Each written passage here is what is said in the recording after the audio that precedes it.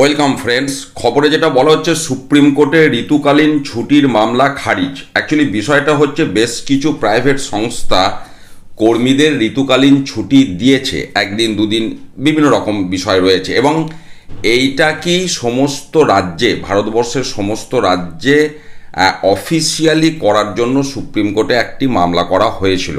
সেই মামলাটি সুপ্রিম কোর্টের প্রধান বিচারপতির বেঞ্চেই কিন্তু শুনানি হয়, এবং সেখানে যেটা তথ্যটা আসছে, কর্মক্ষেত্রে মহিলাদের ঋতুকালীন ছুটির মামলার আর্জি খারিজ করে দিল প্রধান বিচারপতির নেতৃত্বাধীন বিচারপতির বেঞ্চ।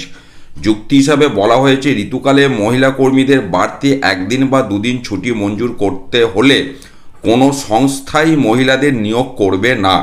প্রধান বিচারপতি সূর্যকান্ত বাবুর শুক্রবার এই মন্তব্য করেন। সুপ্রিম কোর্টে মহিলাদের জন্য ঋতুকালীন ছুটি বিষয়ক মামলায় আবেদনকারী জানান, প্রতিটি রাজ্যেই মহিলাদের ঋতুকালীন ছুটি বাধ্যতামূলক করার নির্দেশ দিক সর্বোচ্চ আদালত, কিন্তু তাতে কার্যত কর্ণপাত করল না সুপ্রিম কোর্ট। অর্থাৎ প্রধান বিচারপতির বেঞ্চের যেটা অবজারভেশন, যে যদি মহিলাদের ঋতুকালীন একদিন বা দুদিন ছুটি দেওয়া হয়, সেক্ষেত্রে তাদের চাকরির সুযোগটা অনেকটা কমে যাবে। এই যুক্তিতেই উনি এই বিষয়টাকে খারিজ করেছেন, এমনই তথ্য সামনে উঠে আসছে। আপনারাও অবশ্যই ভিডিওতে কমেন্ট করে জানাবেন যে এই ছুটিটা কতটা প্রয়োজন, বা এই যে সিদ্ধান্ত এটা কতটা যুক্তিগ্রাহ্য। ধন্যবাদ।